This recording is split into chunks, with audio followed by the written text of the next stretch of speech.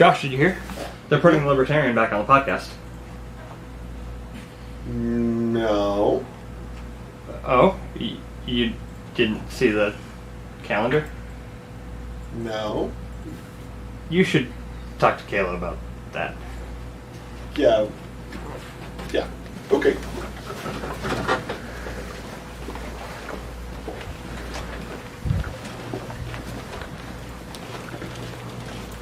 So, who's on the show Tuesday? You and Joe. Yeah. Like he's back. Yeah, no. You and Joe. The Libertarian? Yeah, Libertarian Joe. He's not back. You should just go in the studio and check it out.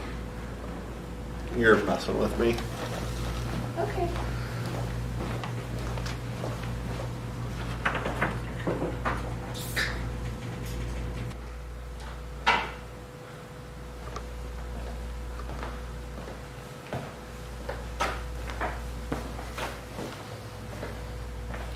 Okay. Nice joke, Kayla. Come here to go to the studio.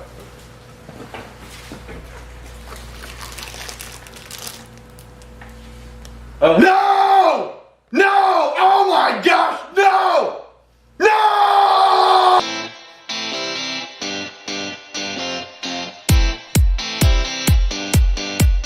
Not no. Yes.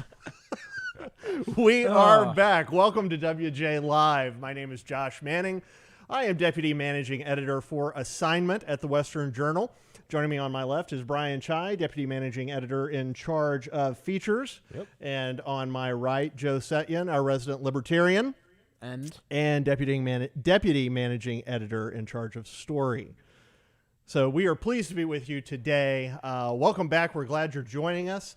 If you have not been here in a little while, we are now on 5 days a week, Monday through Friday, 5 p.m. Eastern, 2 Pacific. Our normal panelist, George Upper, who announces that, never gets it right. And if you noticed, I got it right instantly.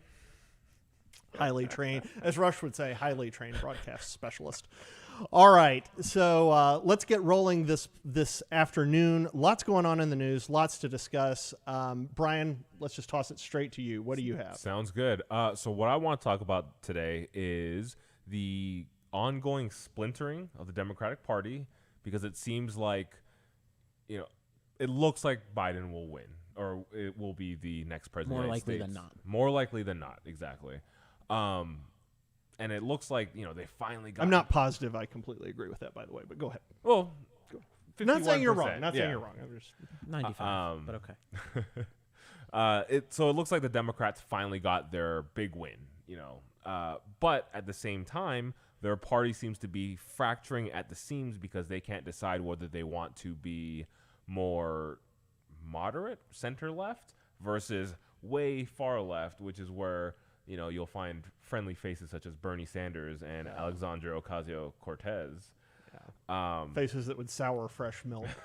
I think it's Ben Shapiro tweeted, these are the saddest looking bunch of winners I've ever seen in my life.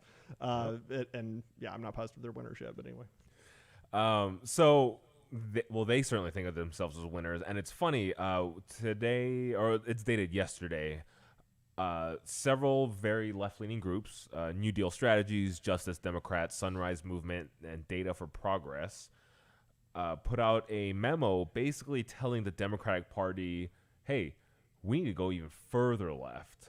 Because there have been a small cropping of Democrats who are saying, hey, we need to chill out with the Black Lives Matter, defund the police. Yeah, well, there was that screaming conference call where more moderate Dems were saying, look, you're going to drive us into the ground. Yeah, she said, I almost lost my race because of defund the police and socialism and all those things. I think it's bigger than there's more Democrats like that. They're just kind of silent because they're afraid of bothering the far left. Yeah, it does make me wonder, if the most vocal, Ocasio-Cortez, very vocal. Bernie only knows how to be loud. Can't turn his volume down. Yeah. Those are the ones who are pushing these radical far-left agendas, and they just get the most airtime because of that. So it does make me wonder, where the Democratic Party is going from here. And I have a couple lines here from that memo they sent out. Scapegoating progressives and black activists for their demands and messaging is not the lesson to be learned here. So they almost seem to be taking the opposite of what I had assumed they would think of, especially reconsider, moderate. Let's back off a little bit. Yeah, let's let things kind of cool down, come at this from a different angle. But these major groups, like I said, these are some prominent left-leaning groups. They want to double down. They say the lesson learned is to be even more extreme. So just throwing it to you guys real quick, I guess my first question for you both would be, how do you think a presumptive Biden presidency deals with this splintering within their own party? Well, I don't know that there's much the Biden presidency will do. I think they're going to try to unite, right? Because what we had before during the election is this very uneasy alliance between AOC and Tlaib and Omar, all those sort of the squad, basically. And the new guard. Yeah, the new guard of the Democratic Party, basically saying, okay, you know what? We don't like Joe Biden very much. We don't like the establishment, but we have to beat Trump. And, you know, it's easy to be united when you have a common enemy. And without Trump, they're not going to have that common enemy. So I do think there's going to be a lot of splintering, just like there was, I think it was basically the spring of 2019, where you had all the people talking, you know, I mean, you had AOC speaking to, I think, the New York Times, or just basically going out, and they were shouting at each other in the press. They were making these huge accusations at each other. Pelosi was under a lot of fire. The squad was under a lot of fire. I think you're going to see that again, where they're just kind of lobbing pot shots at each other, and they don't really care who sees it. They want people to see it.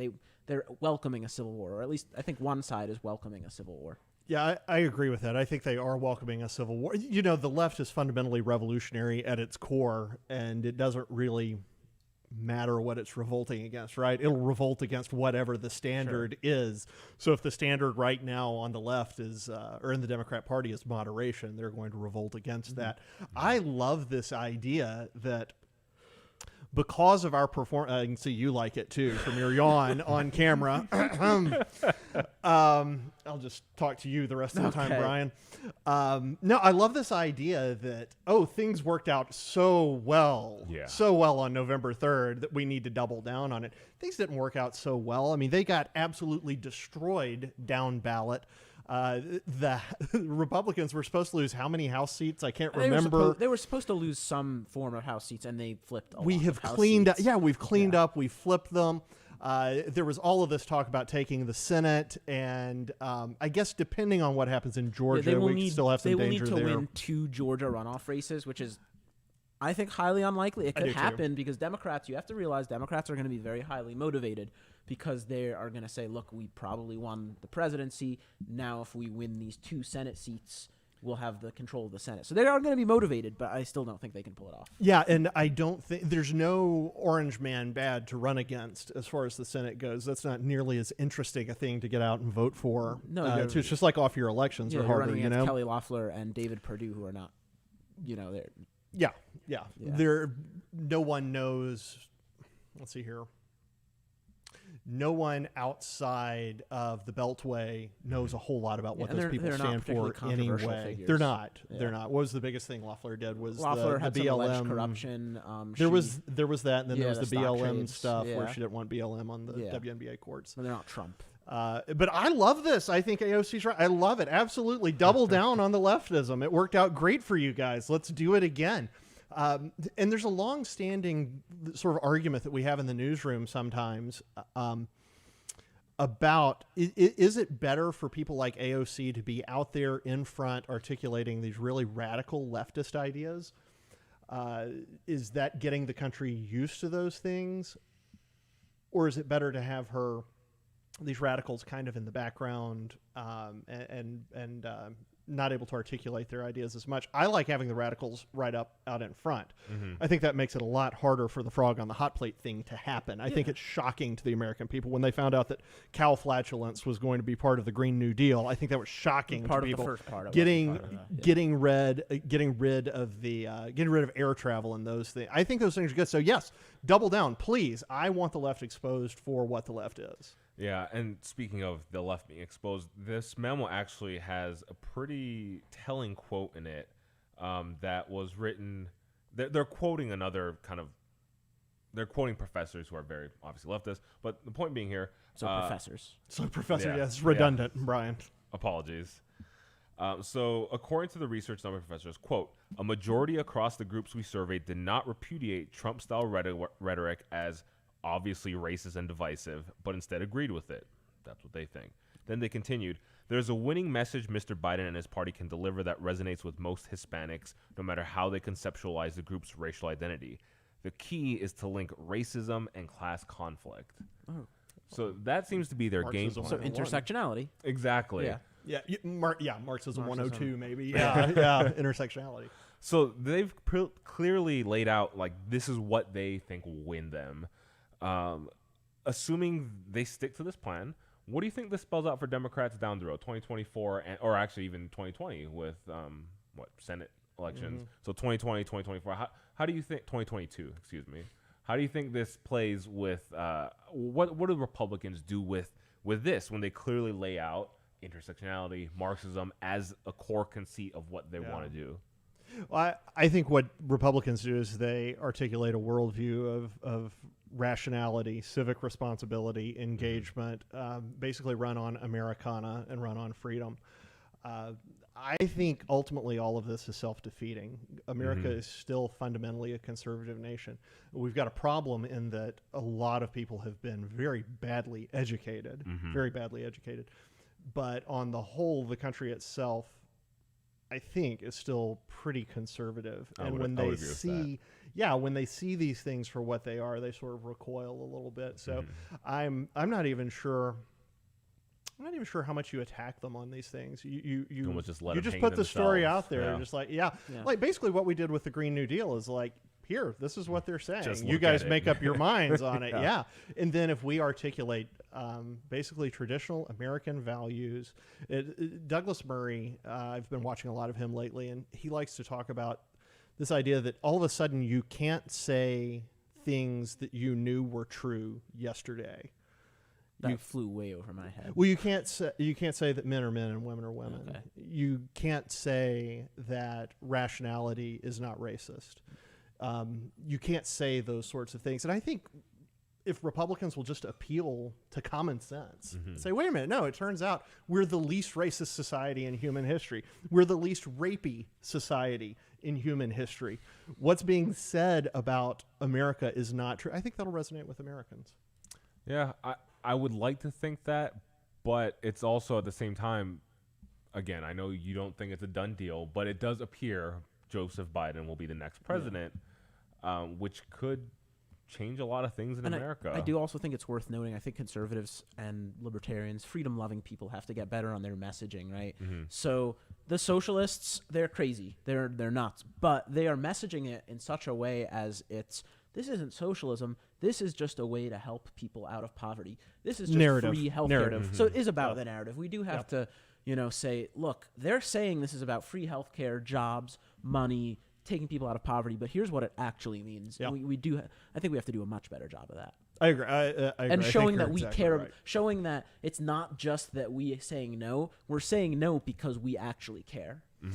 My old pastor used to say, when God says to do something, he's telling you to help yourself to it. If when he says don't do something, he's saying don't hurt yourself. And when we're saying socialism is a bad idea, we're trying to tell people do not hurt yourself. We're not just doing it because for the sake of it, because we don't like the ideology. We're doing it because it's going to hurt the people who are supporting it. We think hanging out in Venezuela and eating what's left of the zoo animals is probably not an ideal existence, and that's where all of this leads. So you are pig-headedly saying that Biden is 100% going to win, and that potentially that you voted for him. I hear what you're saying. I think my exact numbers were 51-49. but okay, let's say that he does win. Let's say that he does win. So, Joe, what do you think that looks like?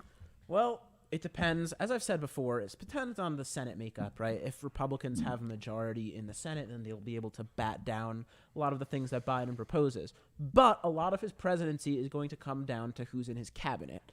True. And I think it's worth asking ourselves who is going to be in Biden's cabinet. So there's a lot of stories going around, all the inside sources who speak to the Politico reporters and the New York Times reporters are saying, here are the people who look like they could be in the cabinet.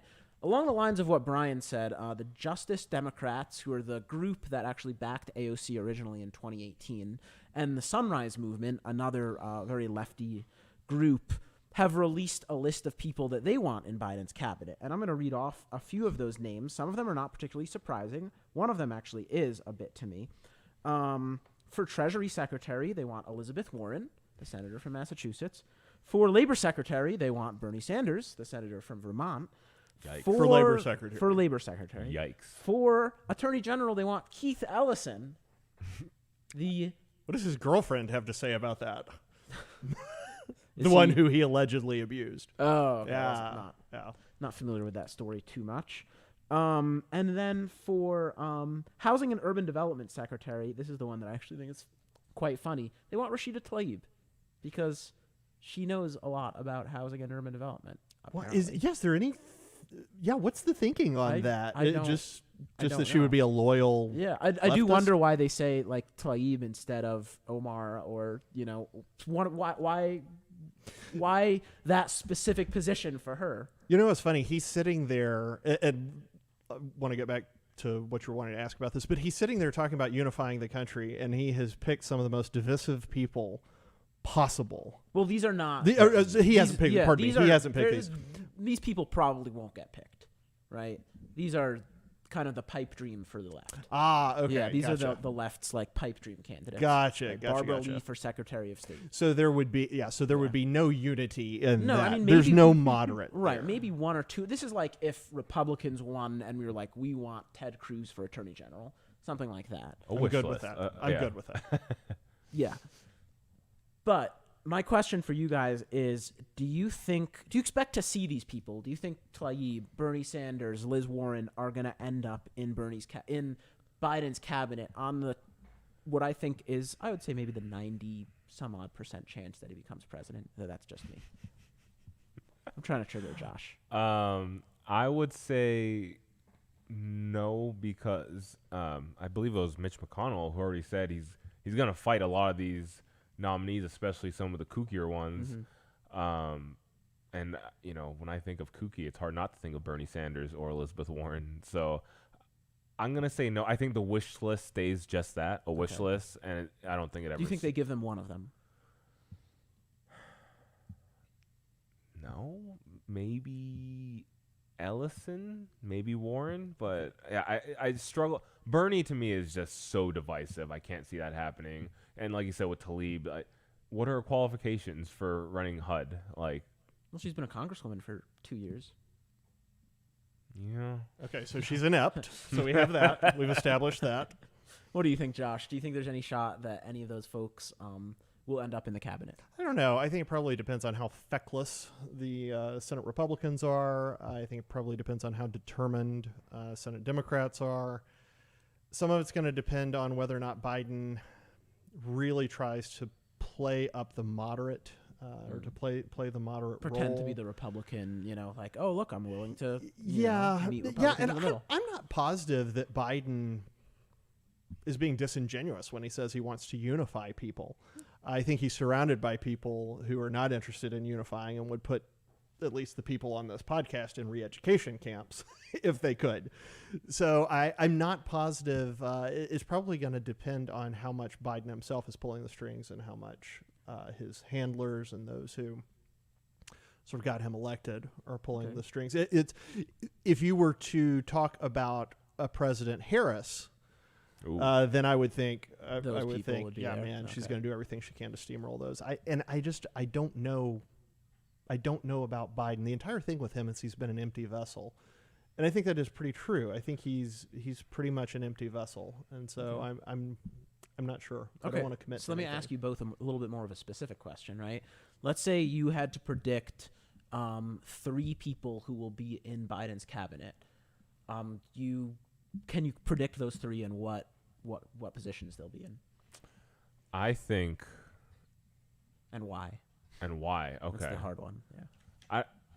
I don't know why I think this. So the first one, I'm just throwing it out there because it just wouldn't surprise me. It just seems, the kind of psychosis that Biden would want to have in his administration. I think Andrew Cuomo will be the Attorney General. I thought you were about to say Andrew Yang, and I was going to get Oh, I'm excited. I was there. too. I thought that's what you were going to say too. Okay, interesting. Yeah. I think Andrew Yang actually does probably factor into that. I'm not. I mean, I hope he puts Andrew Yang somewhere. I love Andrew Yang. Of course you would. Not, as a person, he seems like a cool dude. Not for some of his. To be fair, I do think he's one of the Democrats who have said, "Hey, we need to cool it with the crazy socialism talk." So, But this is also the guy who is going to buy your vote. I'm going to give you. There's a I'm going to give libertarian you I money think there's every there's a every good month. libertarian argument to be made, and this is a conversation for another podcast. UBI, about UBI and how it's actually better than universal welfare. basic income. Yeah. If you don't know that, So I think there's a good argument to be made for that. Regardless, that's me going off topic. and then I guess my last one I'll throw out real quick. I do think one of the squad members, and maybe it is Talib, maybe Omar. I'm trying to think of which of the squad members is least offensive. Oh no, Ayanna Presley, the one everyone always forgets, the least offensive squad member. Maybe give HUD to her. Okay. You know, the least offensive, What was your first one? least Ryan? effective. Cuomo. Oh, I Presley. didn't have a position for Yang, but Okay. I just figured he'd Oh, fit so in you- okay, somewhere. so you Yeah, think I do Yang. think. Okay. I predict Yang might get something. Okay. Put him in charge of numbers. Okay. What about you, Josh? He does seem to be good at those things. Okay, I actually have 4. Oh, here we go. Let's say Bernie Sanders for Secretary of Labor. That Okay. makes sense. He will bring unions back and bring them back We already have big unions. time.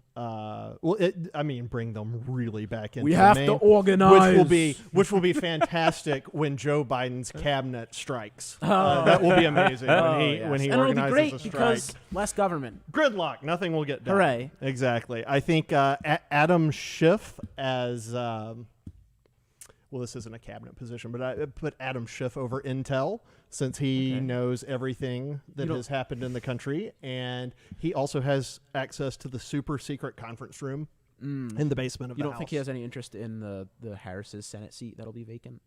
Oh, I don't know. I'm actually just playing around Okay. when I mention these. No, he actually probably does. He probably I think does. he does. Then I think Elizabeth Warren for Department of the Interior for no reason other than we probably need a Native American to manage Native American lands. Clearly, makes perfect sense. And then I think the office that has the most interfacing with other nations, dealing with special interests in other nations, the office where really you could make an enormous amount of money from other nations, Secretary of State. I think clearly that goes to Hunter Biden. Oh, that's Clearly that goes to Hunter Biden. That is the office. You actually asked about the positions that they would take. And I meant I the think office, the but, yeah. position that Hunter Biden would take is probably passed out on top of a pile of cocaine. I think that's the position he would take, but the office he would take would be sex tape. I hope that Hunter Biden can recover from his addictions, which is always very take sad. the moral high ground. Addictions are very Tucker Carlson was right. It is genuinely sad. Now, I happen to know someone who was done very wrongly by Hunter Biden, so I probably have a little bit of personal animus against him. A friend of mine he did one of the worst things you could do to that person. So, I probably got animus against him. But, he probably wouldn't be passed out over understand, cocaine. Probably. Well, Give it 51-49. How about that? what I think we can all agree on, right, is that, President Trump has called Joe Biden a Trojan horse for socialism, correct? And just wait where I'm going with this. This is going to be good. And hopefully, if Biden wins, his cabinet is not full of socialists. Because I happen to think that socialism is kind of foul. And you know what else is foul? Is turkey. And turkey's what we have on Thanksgiving, which is Josh's topic. I need something stronger in my mug. That was brutal, man. I'm very proud of myself. That was brutal. For those of you who don't get to spend every day, all day in the newsroom with Joe, this is nonstop. His puns are horrible. So anyway, but we love you. They're foul. So, folks, I am here to talk with you about Thanksgiving. Thanksgiving's coming up. Big stuff. Families going to be getting together. People will be sharing food, breaking bread together, catching up, reliving past holiday memories. Well, your Centers for Disease Control and Prevention, they call it CDC, but it's Centers for Disease Control and Prevention, have come out with guidelines now on how you, too, can have a safe and happy Thanksgiving. So I'm I'm going to read out a few suggestions that the CDC has, and I'm going to ask you guys how they will apply to your Thanksgiving. This is not an exhaustive list.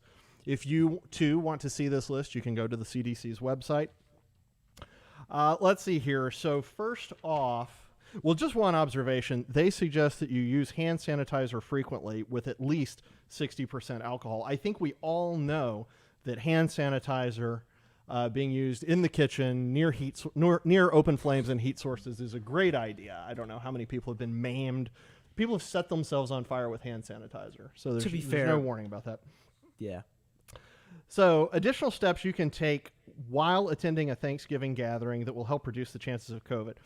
Wear a mask and safely store your mask while eating and drinking. So, Joe, where would you store your mask? I think I'll store my mask in my car, which is because the only time I use it is when I go to the store, because I have to. Okay, all right. Brian, where would you store your mask? My mask will stay in its original packaging, unopened. That is the best way to keep it safe. At the store where you have not purchased it yet. Yep, just untouched, unexposed to the germs out there.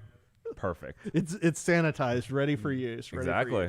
Sanitized. I plan to. It's terrible. I plan to keep my mask. I plan to roll it up in a ball and keep it in the mouth of the loudest liberal at my Thanksgiving celebration. You're gonna have liberals at your Thanksgiving celebration? Well, you can't control who your family is. I've tried. Next up. Oh, this is good. You can have conversations with guests ahead of time to set expectations for celebrating together. Brian, what expectation would you want to set for your Thanksgiving guests? I want to let them know that we will have long conversations and preferably within 6 feet of each other. No, I honestly, I'm not even sure what that means. Like, who calls everybody who's coming to Thanksgiving and says, "I'd like to talk with you about my expectations." Do we have a Zoom conference for call? our thanks? Yeah. Oh no, we'll get there. We'll get there. So, what expectations would you try to set for your guests, Joe? Well, I want them to make sure they know not to bring any canned cranberry sauce or to bring any of those baked carrots, which people eat on Thanksgiving, even though it's like the worst Thanksgiving food. That's my expectations. I think we may lose viewers here. I think green bean casserole is the worst Thanksgiving. nope. The worst meal. Thanksgiving food is macaroni and cheese for anyone over the age of 7. You're just quoting Matt Walsh. I am. That was a good one. My though. wife loves green bean casserole, delicious. and I think it's terrible. It's delicious. Conversely, I love cheese. I'm from the South. I like cheese grits, and my wife delicious. thinks they're disgusting. Yeah. See, look at you getting along with everybody. Libertarian, getting Unless you along with like everybody. baked carrots. All right, so you can have. I do love this one. Have guests bring their own food and drink. Now, I can't decide. Does this mean guests bring a dish? Like we normally do like at everyone does for Thanksgiving? Like Thanksgiving? Thanksgiving always Like a takes place? potluck? Like the Indians did to the Pilgrims? Or does this mean bring your own Tupperware and little sandwich baggie with a turkey sandwich inside and your thermos with your own drink? I think that's what it means. Yeah, I think it's That's that. what that means. I think it's the Okay. latter. So if that's what it means, what meal would you bring in Tupperware if you were going to someone else's Thanksgiving? Well, if I were going to your Thanksgiving, Yes. Josh, I would bring green bean casserole. no risk of it being stolen. My yeah. wife might take it from me. Yeah, green bean casserole, maybe some decidedly not Thanksgiving, maybe something Asian like sushi. Just why not? If I'm eating my own food here, what's the point? Yeah. Well, you're from Hawaii, Yes, so sir. I really thought Spam might be in there. Ooh, I do like Spam, but I don't. Nothing Well, like actually, again, Thanksgiving it's just for me. Spam. That's true. They do have pumpkin spice Spam, which I've never tried and sounds horrendous. Oh my gosh, that's that's Ew. absolutely So much horrible. grossness. All right, what would you bring? Well, if I'm just bringing food for myself, Yeah. I'll probably bring a bacon-wrapped sirloin steak. Nice. Maybe some whiskey sour to go along with it, and there we go. Okay, that's one I can get behind. I can deal with that one. Yeah, I don't have to share it. So. All right, and remember, this is somebody at the CDC, somebody at the Centers for Disease Control sat down and thought about these. Said, you know what? This is going to be a good idea. Yeah, wrote them out. They thought about it. Then they thought the stuff was good enough to write down. Then they hit publish. Yeah. Let's see here. Well, actually, it's a little worse than that because I imagine they didn't just let some intern come with these. Someone had to approve these. Yeah. I've gone back and forth on that today. I've really been trying to figure out, did they have an intern do this, or was this actually That's a your government taxpayer employee? money. This at is work. probably a full-time employee. Yeah, this that's is money. That's probably your taxes. A senior CDC official. That's my taxes. Yes, that is our tax money. Okay. So this I love. Consider under the heading "Consider other Thanksgiving activities." You can host a virtual Thanksgiving meal with friends and family who don't live with you. Schedule a time to share a meal together virtually. Ugh. So, Joe, who would you invite to your virtual Thanksgiving? Wow. I don't know. I would. I mean, if we're doing virtual, I'm probably not inviting anyone. I'm gonna. Are you going to do it on your own? Yeah. I mean, the virtual meals are the worst. It's better to just not eat. No one wants to eat while you're trying to talk to people on a video conference. Yeah. That sounds terrible. I mean, that sounds like a great way to ruin Thanksgiving. What do you think? I'd rather watch the Lions play. If it's on a Zoom call, I'm probably going to invite Jeffrey Toobin just for the... Oh, you stepped on my joke. Sorry. Frick, you stepped on my joke, Brian. I think it's completely safe to invite Jeffrey Toobin to your virtual Thanksgiving as long as he knows the camera's on. Jeffrey Toobin is only a danger to Zoomers when he thinks it's off. When he thinks it's that's off. fair. Exactly. Yeah. And then you get a Thanksgiving surprise that's no good for anybody. Disgusting. It's ridiculous. All right. Have people share recipes and show their turkey dressing or other dishes they prepared. So you can do that while you're on the Zoom call too. You can prepare your own turkey. Show their turkey. So each person's going to prepare a turkey. The bird's really going to take it on the chin here. The wildlife's really going to get hit hard. This thing is just stuffed full of bad ideas. Oh, good. And then I think possibly, maybe my favorite one, safely prepare traditional dishes and deliver them to family and neighbors in a way that does not involve contact with others. For example, leave them on the porch. So this entire document, is about not spreading your germs, keeping your germs to yourself. And the second from the last suggestion on there is take all of your germs, put them in one dish, and then give it to your neighbors. It's these fantastic. people want us to take them seriously. I mean, who doesn't like a bit of turkey with a side of hand sanitizer? Like, that's an easy solution. Well, and they do say safely prepare. So they probably mean that probably with does gloves mean or hand whatever. sanitizer Which, let me tell you, preparing things with right. gloves is very difficult. Yes. And then the last one, you can participate in a gratitude activity, like writing down things you're grateful for and sharing with your friends and your family. Do they think that we're 6? So I don't. I mean, that's Thanksgiving, right? I don't write it down, but don't you always? Well, when do I was that 6, for I wrote it Thanksgiving? down, and now I'm not. 6 That's your anymore. government, folks. That's the CDC. That's the organization that is run by a fairly conservative administration right now. Imagine if Biden wins and his minions get their hands on it. Imagine what will happen. Terrifying Along thought. these same, just as we're closing up here, we saw a tweet early. I think it was somebody on my team who saw a tweet earlier today from somebody saying, it's about time we take all of this COVID stuff seriously. People, Gavin Newsom said you shouldn't actually have Thanksgiving gatherings in your homes. And this person was basically suggesting people, he says, time to inform. It's time to report people who have other people in their homes for Thanksgiving. So it's just a mash up of bad ideas. Isn't Newsom the same clown who suggested people put their mask back on between bites? Yeah. That's it. And let me just say, as a recent California transplant, I could not get away from Gavin Newsom fast enough. Yikes. Well, and that's part of the problem in Arizona. We're based in Arizona, and we have we have incoming immigration from California because people are trying to get away from that disaster.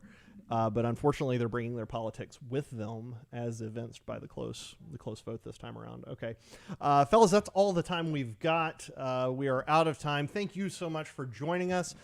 here on WJ Live. We appreciate it. We are here Monday through Friday, 5 p.m. Eastern, 2 p.m. Pacific.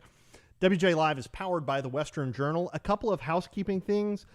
For our audio listeners, we want you to go to youtube.com/WJ Live. Once you're there, click the subscribe button, just like that, and click the bell to be notified when a new podcast goes live. Ding! There it is. Additionally, you can support real journalism, the journalism we do. You can support us. This is not cheap, what we do, although Joe's jokes are cheap.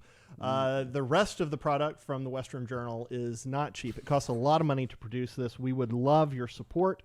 We thank you for watching. We thank you for reading our articles. But if you're interested, you can support us more directly by going to westernjournal.com/join. westernjournal.com/join. Also, there's a mass exodus from Facebook going on right now and Twitter. You can, of course, catch us on Facebook and Twitter, but you can also catch us over at Parler.